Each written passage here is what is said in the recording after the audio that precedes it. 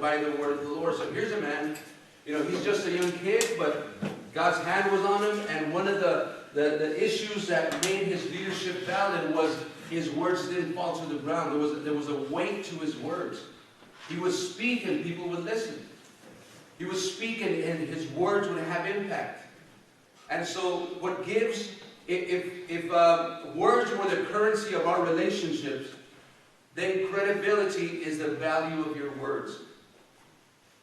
If words are the currency of our, we traffic in relationship and we traffic through our words, but our credibility is what adds weight to your words.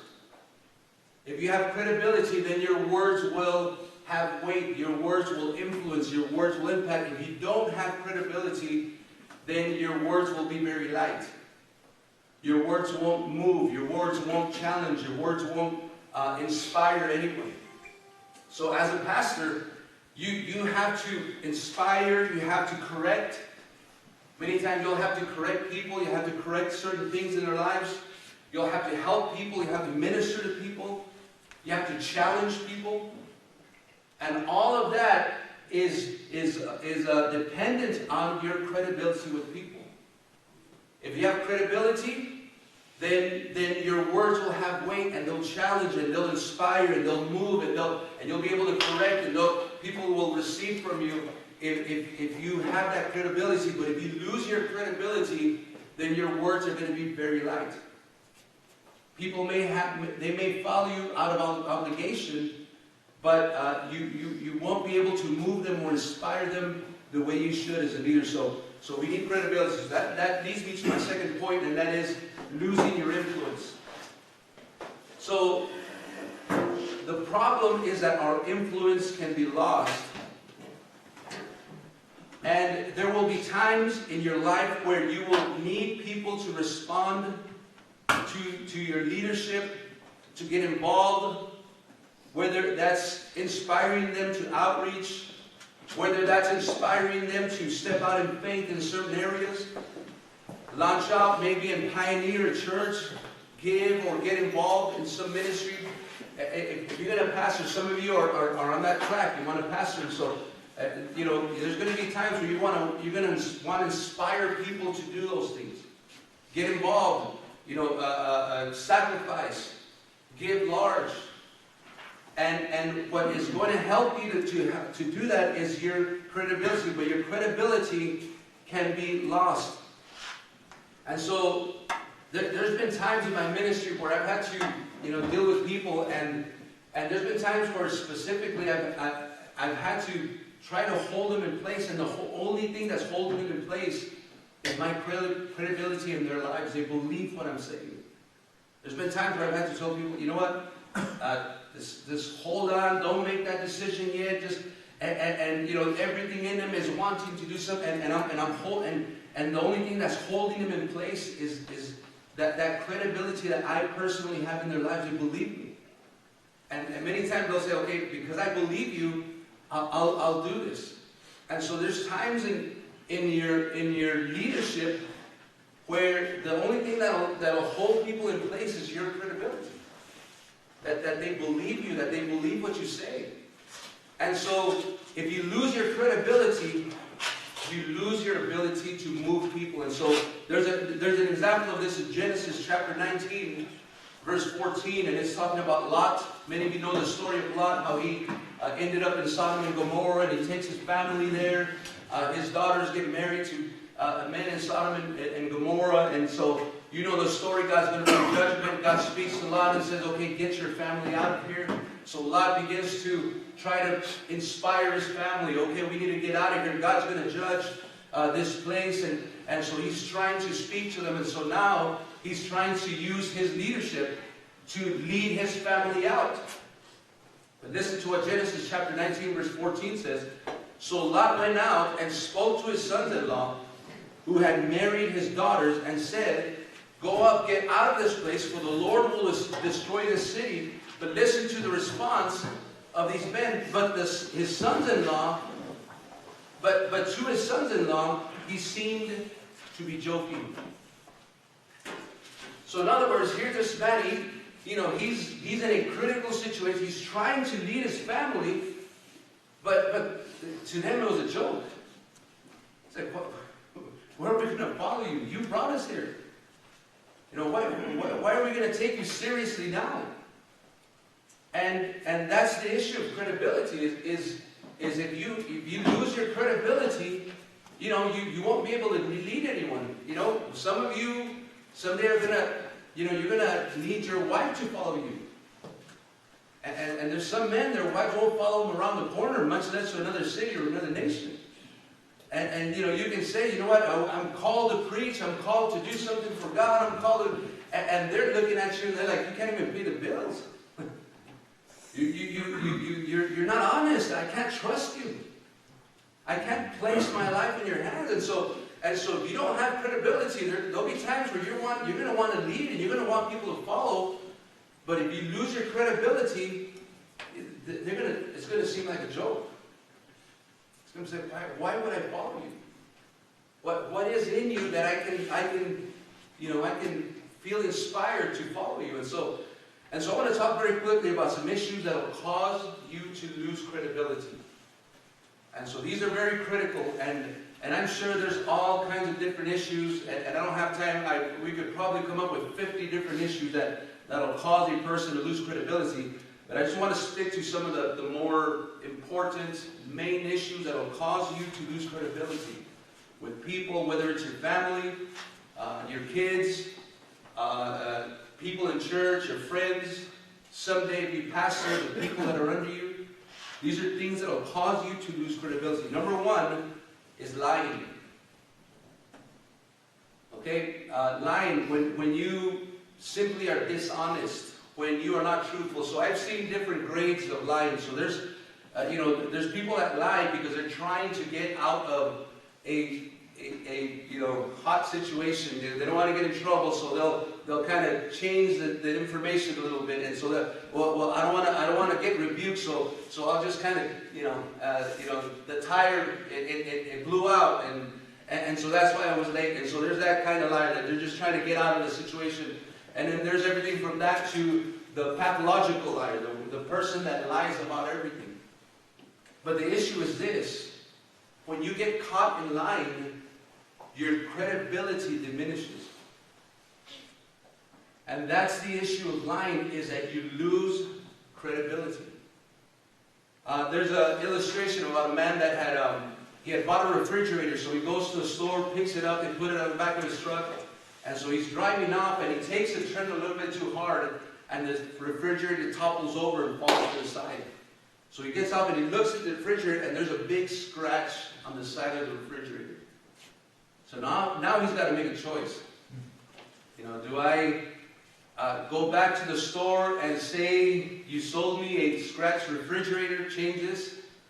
Or do I go home and face mama? and if you can imagine, most wives would show up with you haven't even gotten here and you already scratched it. So he's faced with a situation. The only catch to the story is that his son was sitting right next to him. Oh. So now he's, what do I do? And so he says, he finally makes a choice, and he says, you know what? I'm going to go home and face mom. So he goes home, explains the situation, they get in their argument, but they end up putting the refrigerator in its place. And so the story is actually told by this little boy when he grows up. And he says that as he grew up, he said every time he'd walk into the kitchen, he'd see that scratch on the side of that refrigerator. But to him, that scratch meant you say the truth no matter what. And can you imagine, this man would have said, you know what, I don't want to mess with this, I don't want to mess with an angry wife, I'm going to go and I'll lie and I'll make up a story and I'll get another refrigerator. But he would have marked that little boy. That little boy would have said, you know what, it's okay to lie, it's okay to change situations, it's okay to change the information. But that scratch actually marked this little boy, and he understood, you know what, you need to say the truth. And that actually, he lost a little battle, but he gained credibility with his son. And so we need to understand how important when you lie, especially when you get caught in your lies, this will greatly diminish your credibility. People may continue to have to deal with you out of obligation, but you won't be able to lead them. So this is why it's more important for you to say the truth, and if it costs a rebuke, if it costs someone to have to jam you, it's better to do that and keep your credibility than to lie, get out of the situation, and then you lose credibility. That's number one, lying. Number two is not taking responsibility for your mistakes. This is another issue that will cause you to diminish your credibility. It will diminish the value of your influence and the value of your words, is when you do not take responsibility for your mistakes. And one of the things that I've discovered over the years is that people generally can handle a person making mistakes if that person owns their mistake. You know, if you make a mistake and you own your mistake, generally people are very gracious with that. You know, okay, you made a mistake, okay, fine, let's go on. And generally speaking, people will be gracious with that, and you can go on. But when a person starts making excuses for their mistakes, when you start, it's because of this and because of that, and you start making excuses for your mistake, you'll gain or you'll win the moment, but you'll lose in the long run. When you use excuses for everything, things don't get done, things are not right, and so you start using excuses for everything, and you can become a master of excuses. You can become this master of, well, this didn't get done because of this, or I'm this way because of this, and as you begin to use excuses, you can start gaining in your excuses and start, glossing over situations, so okay, everything, but you lose in the long run in the sense that you lose credibility. So that's number two. Number three is by not being a good example. How many of you know in our fellowship we place a high premium on exampleship? We expect men to be good examples. This is one of the things that our fellowship has always been strong on. This is actually one of the things that our fellowship has been criticized for, is that we have high standards. We expect people to reach a certain standard. If you're going to be in ministry, especially if you're going to be a leader, then this needs to be the standard you need to reach. And so we place a high, and in actuality, it's not really a high standard. You compare that to the apostles and the disciples of Jesus' day, it's actually not a high standard. But we expect people to reach a certain standard because we know that is what's going to give you credibility. It's not about making life hard on you. Standards are not about, taking away your fun. Standards are actually there so you yourself can actually gain credibility and have credibility and keep your credibility. That is what exampleship is about. That's why we take vows of exampleship. This is why we have, that little signature, because that's not for our sake. That's not so we can, police everyone. That's actually for your sake. So you can, through your exampleship, you can begin to gain credibility. And therefore, you can begin to be effective with people. You can be an effective person through your exampleship. 1 Timothy chapter 4, verses 12 through 16 says, "Let no one despise your youth, but be an example to the believers in word, in conduct, in love, in spirit, in faith, in purity. Till I come, give attention to reading, to exhortation, to doctrine. Do not neglect the gift that is in you, which was given to you by the prophecy with the laying on of hands of the eldership. Meditate on these things, give yourself entirely to them, that your progress may be evident to all. Take heed to yourself and to the doctrine, continue in them, for in doing this you will save both yourself and those who hear you." So here's Paul speaking to Timothy, and he's challenging him to be an example. He's saying, you need to have a high level of exampleship, because people are hearing you, and if they see your exampleship, that's going to add weight to you, Timothy. And that's going to cause you to be able to move people, and you not only will be able to save yourself, but through your leadership and through your influence, you'll be able to influence and help others. So, exampleship really is to your benefit, because it adds to your credibility. John Maxwell said these words: the key to becoming an effective leader is not to focus on making other people follow, but on making yourself the kind of person they want to follow. You must become a person of trust. One of the things that I guess in a sense I understand, but I think it's dumb, is when people buck against our standards. When they're like, our fellowship, they require you to do this, and they don't allow you to do that. And the way I see that is, it's almost like a person that's in training that's they want to be an Olympic runner or an Olympic athlete. And can you imagine an Olympic athlete, telling his trainer, you make life too hard for me. You make me run in the morning. Or you don't allow me to eat this, or you don't allow me to do these things. And so that would be crazy, right? Because that trainer is there for his benefit, to make him the very best athlete that he can become. And that's what our standards do. They raise the bar so you can become the very best minister or leader that you can become. It's to your benefit. And so, exampleship, if you're a good example, this will raise your credibility. If you're a bad example, that diminishes your credibility. This is why things like being in prayer, you can say, well, I don't see other guys in prayer, so I don't have to.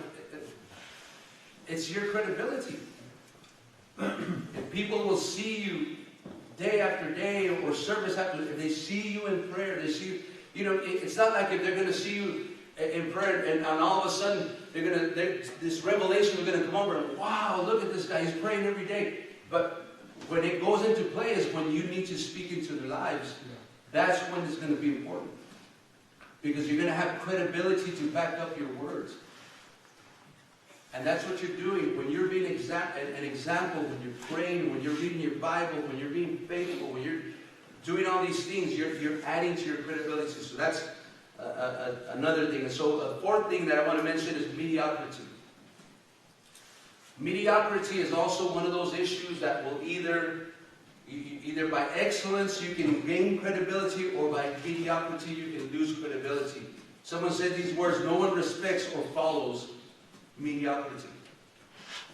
When things are done at a very mediocre, low level, it's hard to follow that. Amen. Philippians chapter 1, verses 9 through 11 says, "And this I pray, that your love may abound still more and more in knowledge and in discernment, that you may approve the things that are excellent, that you may be sincere and without offense till the day of Christ."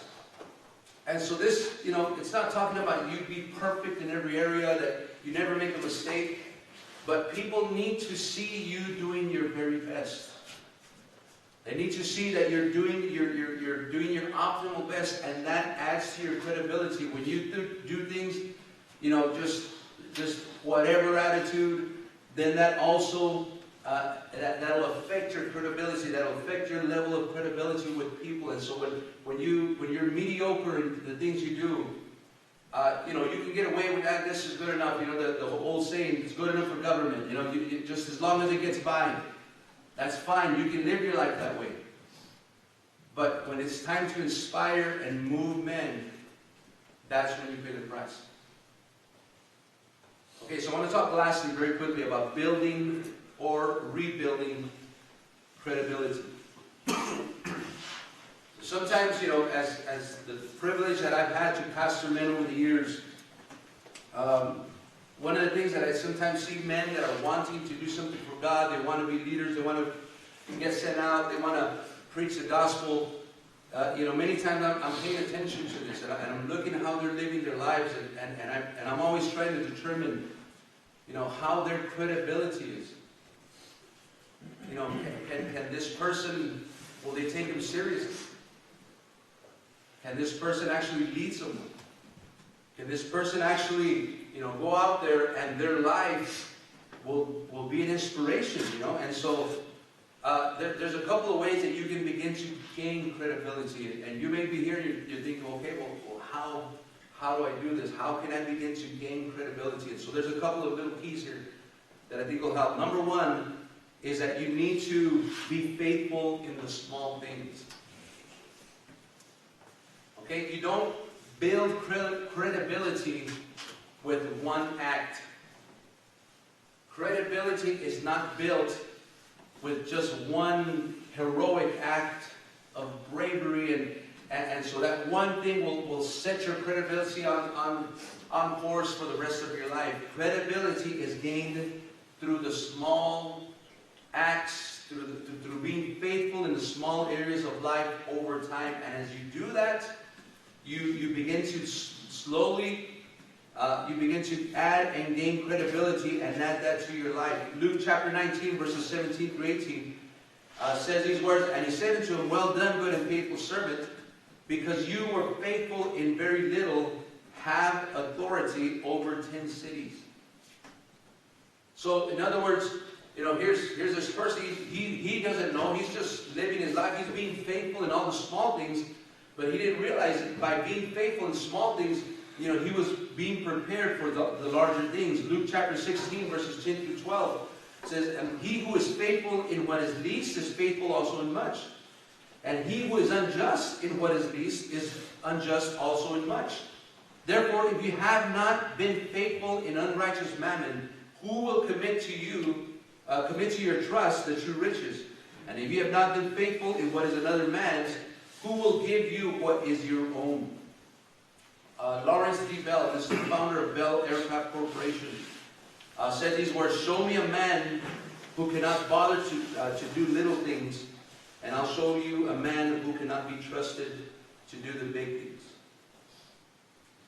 So credibility, it starts in the small, seemingly unimportant areas of life.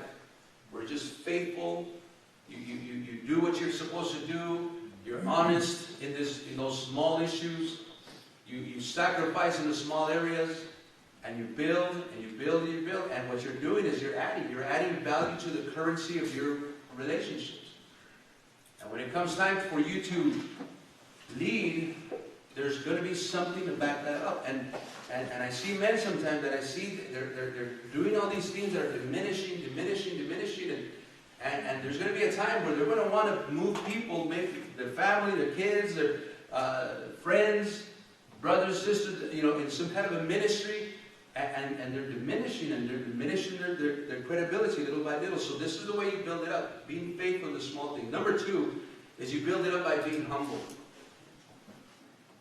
Now, humility is not, you being this, this person that someone whacks up the head and you're kind of like, "Sí, patroncito, no me pegues, and you kind of, that's not humility, okay? Humility is, as we heard recently, power under control. It's knowing when to be quiet. Sometimes you want to speak, but you don't, because you know that your words can affect. So humility is, okay, I can say this, but this is probably not the time, so I'll hold back. Humility is knowing when to admit that you're wrong. That's not weakness. Humility is admitting when you don't know. Humility is receiving somebody else's help. Humility is receiving somebody else's correction. That's true humility. Humility is not, you get stepped on and people just slap you around. Humility is when you're willing to admit, I need help, I need guidance. Humility is when you can ask someone for help. And when you're humble, in the true sense, you're actually gaining credibility. Proverbs chapter 29, verse 23 says these words, "A man's pride will bring him low, but the humble in spirit will retain honor." I'm going to repeat that. And man's pride will bring him low. There's nothing that will cause you to lose credibility more than your pride. When you know you want to show everyone that you're the one that knows what's going on, and tell you anything. Yes, you can win the day, but you will lose credibility. But there's something about a humble person that just simply wants to learn, wants to do what's right, and admit when they're wrong.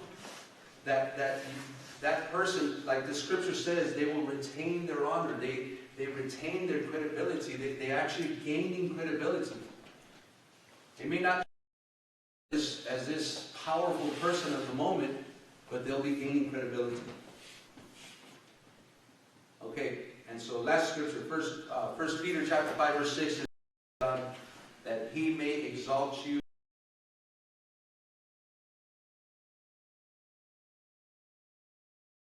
yourself, that God is able to see, okay, this person I can actually raise up this person. There's something about a prideful person that you can't speak into their lives, you can't tell them anything. They always know everything. They always have an answer for it. They can never just say, I don't know, teach me, help me, I need to.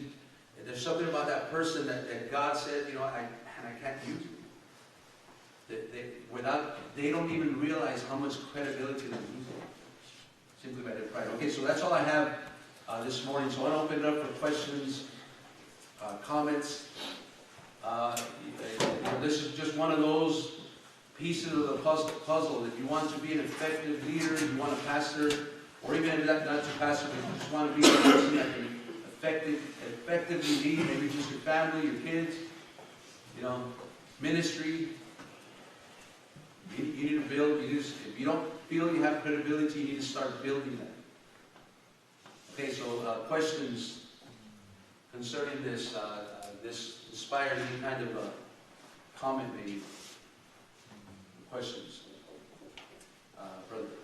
Pastor, listening to the things you say, and a lot of the things reflect a really good leader. I know that for myself, I can become very frustrated when it comes to leading people. And my frustrations get the best of me, and I end up, like the things that you're saying, I've heard them, and it's things that I know, but the frustration is almost like I just forget them, and I go straight to my emotions, and I get upset. So my question to you is, do you have any advice or anything that you kind of go to when you come to deal with people? And it's almost things that are like common sense things, a lot of things that just like, are you serious? You get really frustrated about. But in a way, that's what leadership is dealing with those situations and making them into better people. But that's my fault. That's like my folly where I come to when it comes to being a leader. So my question to you is, what would be your advice with dealing with that kind of a situation? Well, you get a stress ball and you start basically it's just, you have to start, working out that patience in your life. I don't think there's a specific, trick to, you come to that place and then there's a trick that's going to help you to do that. You just have to ask God to help you to become that person that is patient, that person that can respond not with emotion, but respond with a good perspective. You have to actually, I guess my answer would be, you need to pray to God that God will help you to have that character and that self-control. I don't think there's a specific magic response to that. It's just you learning how to become that person, and every time you're in that situation and you start feeling yourself, okay, you pull back the reins. It's okay, and if it needs to happen like this, then you maybe tell that person, okay, hold on a second, let me think about this, process the situation, then you come back and you answer. And that might be one of the things that'll help you. But when it comes down to it, it's just you learning how to hold the reins on your emotions, learn how to respond with a clear mind, and that's not something that's learned just with one trick. It's something that you make it part of your character. So, hope that helps.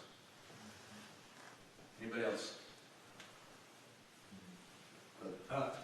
Yeah, Pastor Richard, this is so critical because this is so linked to you know, obviously our family life and especially our business life.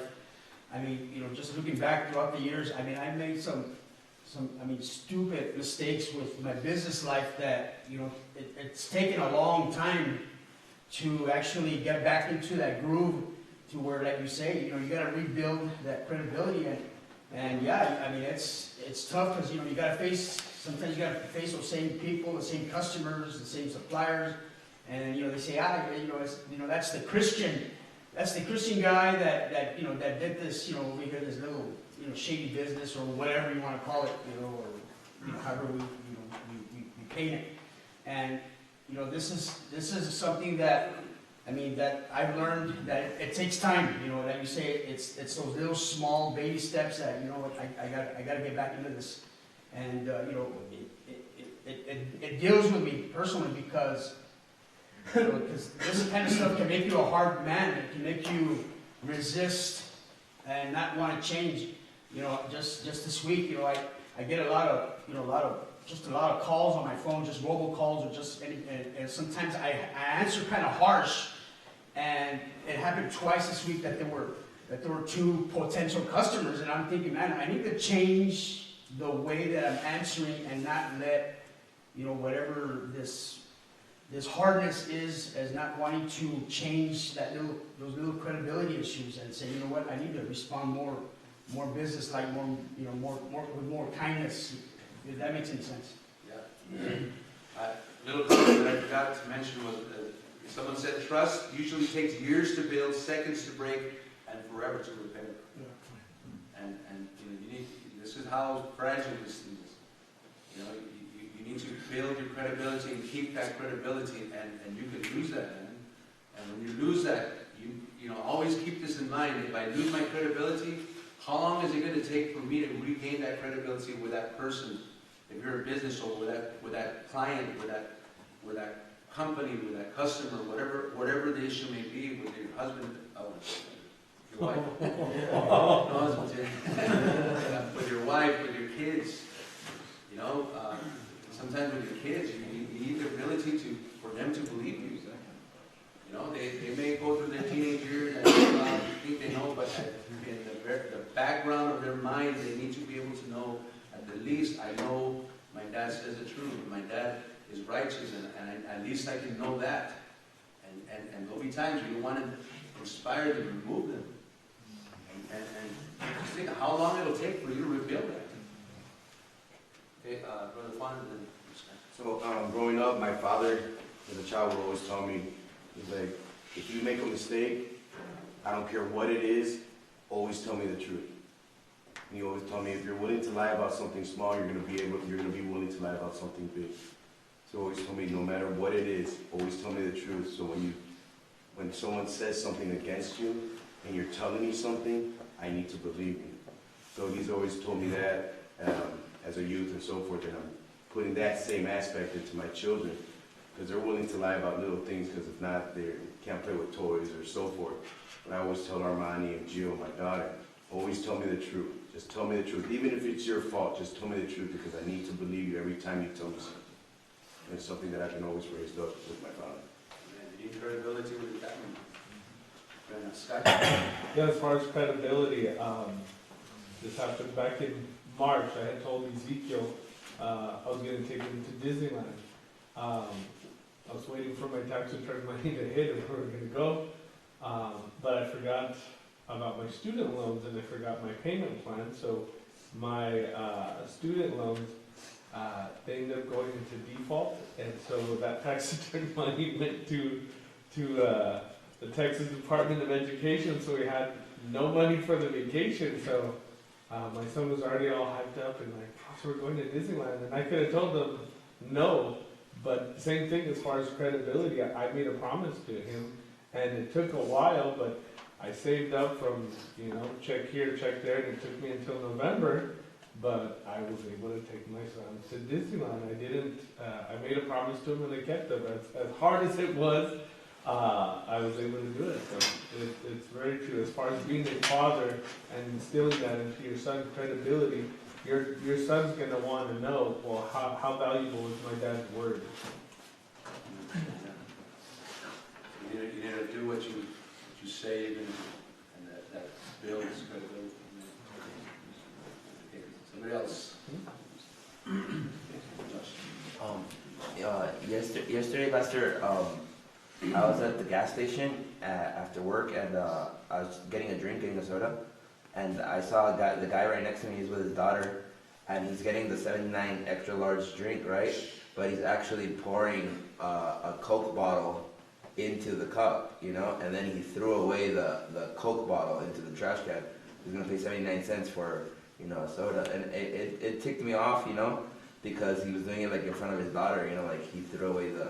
But then I felt convicted too because I had one of those David and Nathaniel, Prophet Nathaniel moments, like you only mad because you saw it, you know, but you think that, you know, whenever, you know, a quarter here or $3 there or whatever, you know, happens, and I'm looking at you, you know, God was like, and that never messes you up, you know, so it was like, I was very convicting to see it, you know, but that's my question, like, what happens, or when you're living under, there can be a time when you're living under a false sense of credibility, you know, like, in reality, you know who you are, but you don't want to let people down, so how do you face that, you know, or what would you say to that? Because people are dependent on you, or looking up to you, you know, and, you know, we all have issues or whatever, you know, but how do you face that? I mean, I would say, man, you need to be honest with people. You need to be honest with mistakes. I mean, you know, think about someone that you look up to, and if they will be honest with you and admit a mistake to you, you know, would that gain credibility, or would that lose credibility with that person? I would gain credibility because they're able to say, hey, I messed up. Yeah. And so that's the issue, is your credibility. That needs to be the main thing, not how people perceive you. And they can perceive you in a certain way, but that's not the issue. The issue is what you really are, and what you really are is that's what's going to give you your credibility. And if it's admitting a mistake, then so be it. But that's the issue, is you have to have a real credibility. This is who you really are. This is what it's really about. And if you can transmit that, in the long run, you know, people will respect you more for that. So, Brother Angel, I just wanted to ask quick testimony. So yesterday my daughter had her quinceañera, right? So in the run up to it, you know, I don't believe in that anymore. I'm partaking in it. So their mom didn't even ask me for help with anything. You know, there was already some issues. My daughter was upset because they were going to be serving beer and all that, right? So I'm going to show up. It's going to be her moment, right? So I'm just going to go. And I remember talking to a brother prior to going. I felt so convicted, like, man, I want to be at the edge, you know, getting reports of visitors showing up, and here I am, you know, this worldly scene. So this brother tells me, you know what, man, sometimes you got to just, you know, be a testimony, be an example, you know, just by not so much by your words, but by your actions. And I remember right now what made me think of that is when you said, you know, there's so many things you can say, you know, because even my kids were worried, my daughter's like, are you sure you're going to come, Dad? Are you sure you're going to come? I'm like, yeah, I'm going to go, but I'm going to witness to everybody there. And then my son was like, I told you, you know what I mean? Like, really kind of rolling his eyes. So, you know what I mean? So I was like, that's good that you know what I'm about, you know what I mean? That I stand behind what I believe in. But my brother told me, like, you know, just, so I said, you know, when he said there's time to be quiet. So I sat there, very cordial the whole night. You know, she invited some of my family, but she also invited some of people from my past. Her mom did. You know, her mom's gay. So, you know, comes a time, so I'm sitting there, they're not going to cut the cake and show the slideshow till like 11, right? So everything was all about them. You know, I wasn't even included, so I wasn't there expecting a pat on the back, like, hey, Father, you're great, this is your daughter, you know what I mean? It was her moment. So I just sat there the whole night, whatever, and then, you know, she got on the microphone, and then my daughter at 6 almost was forced to say, well, I'd like to thank my moms for this, and I was just like a stinking slap in the face, you know, I was like, no, that's all right, though, God has the final say, you know? So, then the mom gets the microphone, and I'd like to thank everybody that contributed, everybody that came, and she's staring like right at me, you know, like calling me out in front of people, and just like, man, you know, so I didn't say anything, I just stood there and I took it. So, long story short, we ended up leaving, and at the end of the night, her older son, my ex's older son, I'm getting ready to get in the car and I'm vexed, you know, I'm just already taking off, and I was like, you know, whatever, so I get a knock on my window, and he rolls on the window, he tells me, hey man, when are you guys gonna have another event at your church, or have anything else going on? So we have the concerts every Saturday, and then we have services, you know. He even came out to the fall festival, he's come out a few times, and finally asked me, hey, can you pray with me? You know, so this is at the end of the night. So just the whole thing about credibility, you know, just being quiet, learning how to be an example, and just stay quiet, like, and go out there and, you know, start getting crazy in everybody's face. At the end of the night, it was for God's word. It allowed me to go through all that, you know, I mean, people trying to say, hey, have a drink, and this, and I think dumb, you know, well, I am. And at the end of the night, you know, her older son asked me to pray with him, you know, so I prayed with him in the sinner's prayer at the end of the night. And I drove up and I said, thank you, Jesus, that I went through all this hell, you know, just for someone to just see. Praise God. I just want to put a little disclaimer there that doesn't give green light to everyone to go to Quinceañera. Yeah. That's about it. That is a new circumstance. That doesn't mean I'm going to skip out on the edge to go to Quinceañera. But thank God for that testimony. Last one. You know, Pastor, we're all imperfect, and that book that Pastor recommended is excellent. There's a specific part in that book where it says that we all need,